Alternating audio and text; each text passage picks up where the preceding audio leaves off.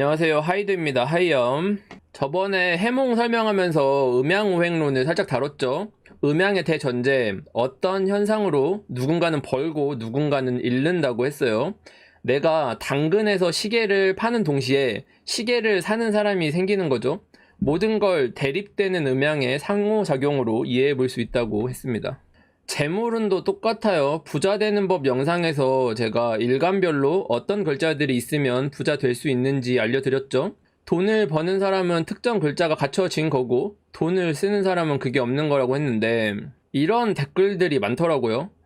그래도 사주에 좋다는 글자가 좀 있으면 기분이라도 좋을 텐데, 그쵸? 자기 현실은 어떻든 간에 없는 글자에 대해서 아쉬움을 느낄 필요가 전혀 없습니다. 예를 들어서 강을 건널 때는 배를 타는 게 좋다라는 문장이 있다고 쳐요. 근데 내가 가진 거는 오리배밖에 없어. 그럼 망한 걸까? 우리가 배가 없다라고 하면은 포기하고 아무것도 안 할 수도 있겠지만 저라면 오리배를 같이 저을 사람을 찾을 것 같아요. 내가 힘이 부족해도 옆에서 이 오리를 잘 돌봐갖고 운전을 잘해서 이렇게 보트처럼 태워줄 사람이 있다면 제가 가진 게 오리배여도 강을 편하게 건널 수가 있잖아요.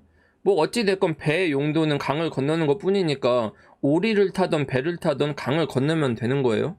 아시겠죠? 없는 글자에 연연하기보다는 가진 글자를 최대한 잘 쓰려고 노력하는 게 훨씬 낫습니다. 그래서 오늘 준비한 사주 비기 성공 스킬은 바로 오행별 개운법입니다. 먼저 내 사주에 어떤 게 왕한지, 즉 오행의 영향이 강한지를 알아야겠죠. 세 개만 보면 됩니다. 일단 첫 번째, 본인 일간. 두 번째, 많은 오행. 세 번째로 왕한 오행이에요. 많은 오행은 내 팔자에 무슨 색이 가장 개수가 많은지를 보는 거예요. 개수예요. 많다는 개수.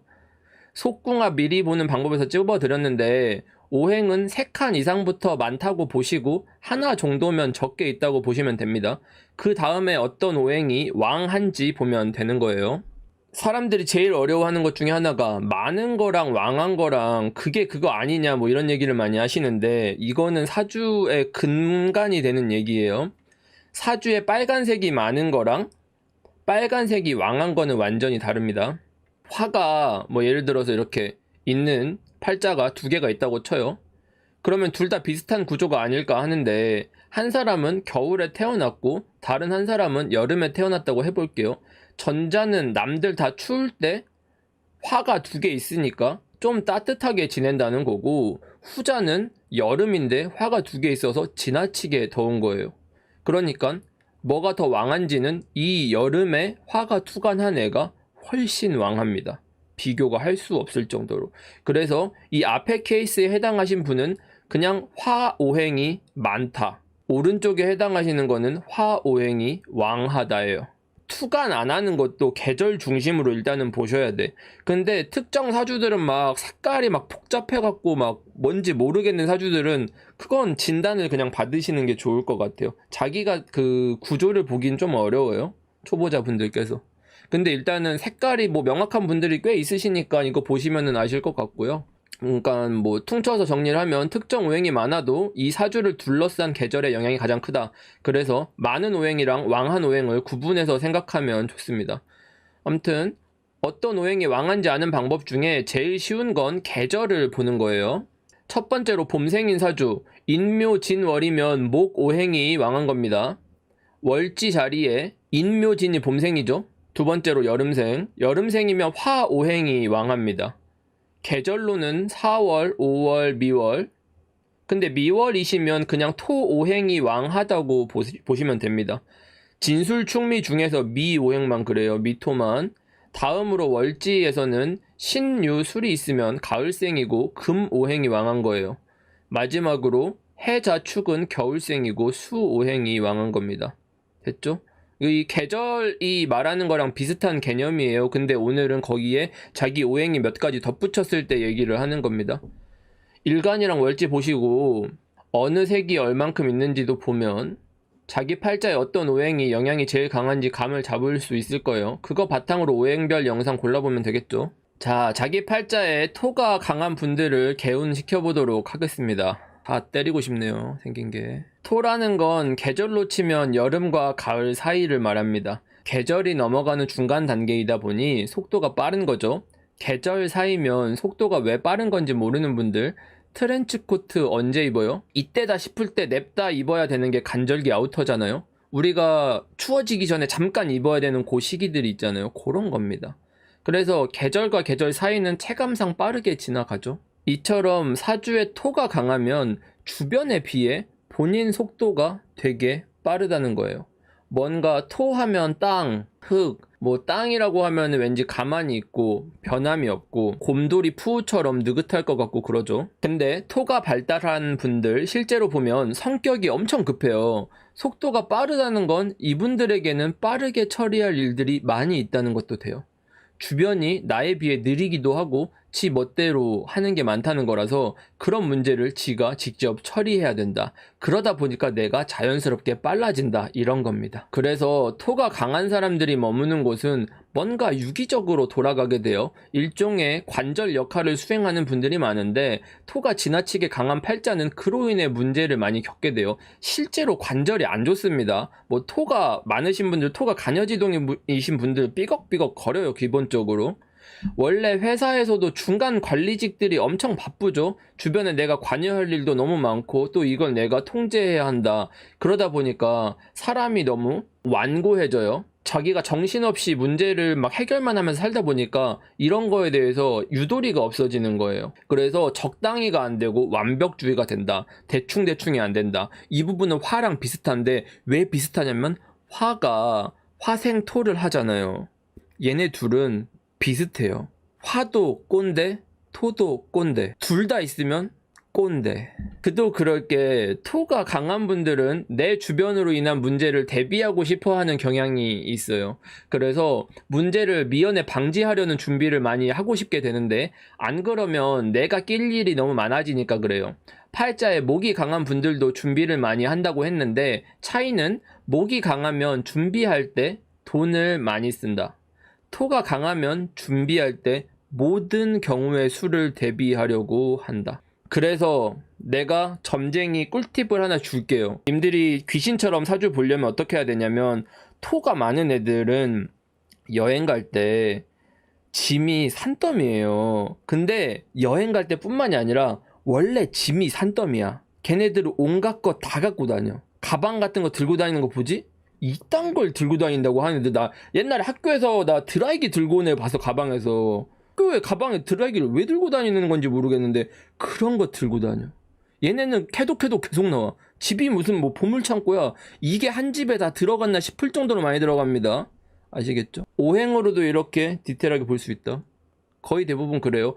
근데 목극토 되거나 이러면 좀 달라. 뭐 토생금 돼서 토가 좀 설되면 조금 유도리가 있어져요. 근데 그거는 뭐 복잡하니까 빼고 요 정도. 대충 토가 강하면 어쨌든 뭔가 중재할 일이 많다. 이해되시죠? 오행 중에서도 가운데 있잖아요. 목화 토금수 조직에서도 어딘가 사이사이에 있는 중간자 포지션에서 이것저것 자기가 듣게 되는 게 많을 거예요. 중간에 껴서 다양한 사람들 고충도 듣고 비밀도 듣겠죠. 그래서 토가 강하면 조직에서 은근히 핵심 인물들이 많아요. 그래서 이런 분들한테 문제가 생기거나 어떤 사건이 발생하면 그 주변도 피해를 받아서 무너지게 되겠죠. 여기까지 토가 강한 팔자들 특징을 짚어봤는데 그럼 이런 분들은 어떻게 해야 부자 되고 더 잘 사는지 알려드릴게요. 재물운 개운법 4가지 규칙 중에 첫 번째는 바로 주변 사람들이 부족해도 함께 성장한다는 마음을 가져야 한다는 거예요. 토라는 오행 특성상 토가 강하면 내 주변은 뭔가 부족하게 느껴질 수밖에 없어요.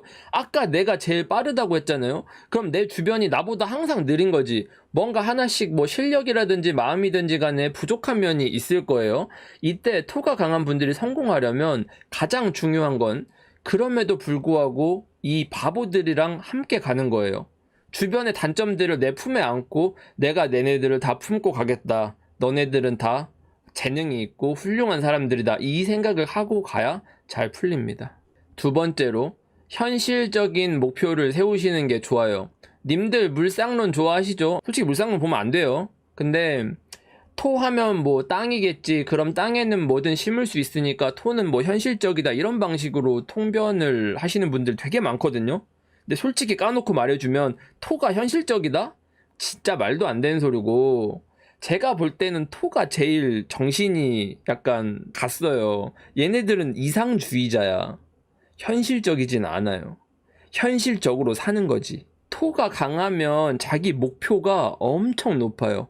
토가 강하면 태산처럼 높은 거야. 자기 목표가. 오르기 험난한 태산, 에베레스트 산 누가 오르냐고. 거기를 막 겨울에 추워 죽겠는데 대장 패딩 입고 막 등반하잖아요, 거기를. 그걸 왜 등반하고 있냐고, 거기서.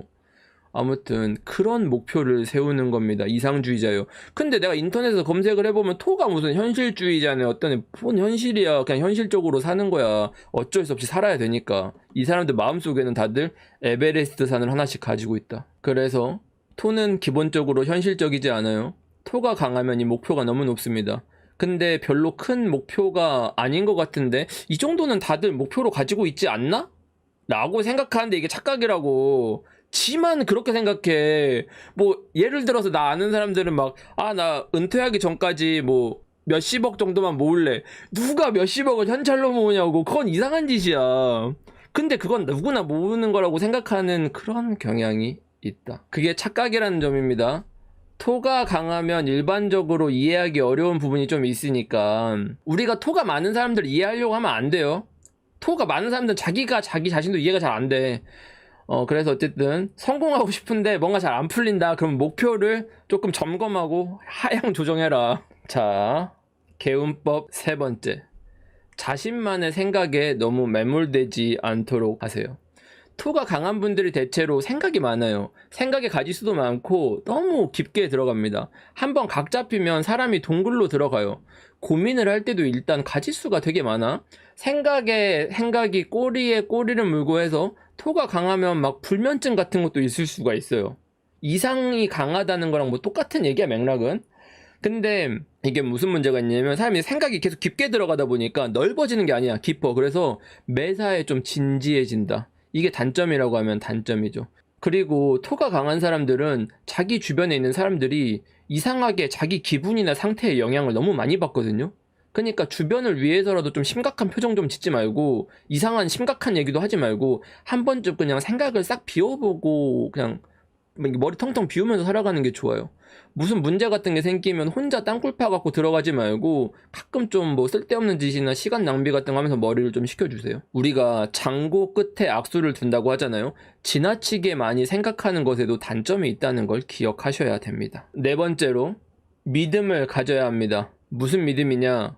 토가 강한 사람이 뭐 믿음이다, 중정지토, 신뢰의 토, 막 이렇게 믿음이 강하다 이러는데 헛소리고요. 토가 강한 사람들이 모든 오행 중에 의심이 엄청 많습니다. 아까 중간자 역할을 한다고 했는데 토라는 거는 자기가 스스로 뭔가 생산하기보다 다른 오행이랑 결부된다는 거잖아요. 뭔가 나에게 심어진다. 내가 무언가를 전달해준다. 무언가로 인해서 나의 형태가 바뀐다. 용도가 생긴다. 이런 양상이라서 혼자서만 움직이기가 어렵습니다. 자기가 어떤 맥락에 속하는지에 따라서 나의 포지션이 결정되는 거니까 제가 가지고 있는 거, 제가 나한테 심으려는 씨앗이 올바른 씨앗인가? 어디서 검증을 받은 거야?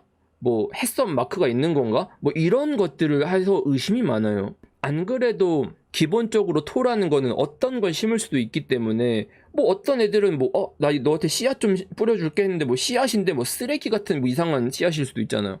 뭐 잡초 씨앗이라던가. 그래서 환경에 대한 의심도 많고 타인에 대한 의심도 당연히 많습니다. 이로 인해서 토라는 거는 항상 긴장하는 상태도 많을 거예요. 이게 불면증이랑도 연관이 됩니다. 이런 오행에서 토라는 얘기를 아마 여러분들이 인터넷이나 유튜브 같은 데서 찾아서 보신 적은 없을 거예요. 왜냐면 이런 얘기들을 사람들은 모르고 하지도 않아요.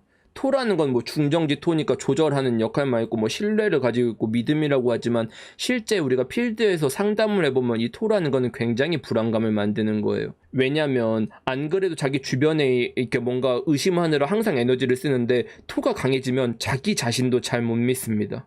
그래서 이게 심해지면 자기 자신감이랑 자존감의 균형이 깨지면서 사람이 대단히 예민해져요. 그러니까 뭔가를 바라볼 때는 그냥 우리가 깊게 생각하지 말고 있는 그대로 받아들일 필요가 있습니다. 토일간 여기까지입니다.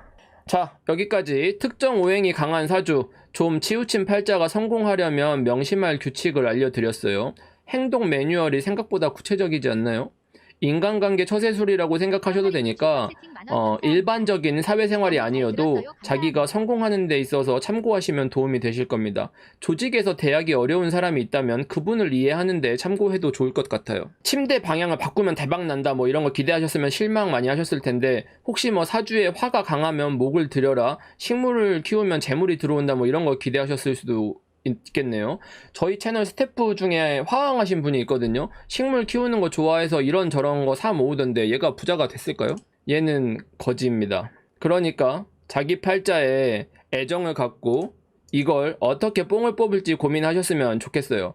내 사주가 부자 팔자보다 돈을 쓰는 팔자에 가깝다면 전략적으로 돈을 쓰면 되죠. 10만원어치 밥 사주고 욕을 처먹기보다는 10만원어치 밥 사주고 100만원짜리 정보를 얻어내면 됩니다. 어차피 돈을 쓰는 게 정해져 있다면 그걸 어떻게든 써서 아웃풋을 뽑아내면 되는 거 아닐까 싶어요. 미신에 가까운 쉬운 방법들에 혹하지 마시고 구체적인 전략을 짜셨으면 좋겠습니다. 이런 과정에서 조금이나마 도움이 된다면 좋겠네요.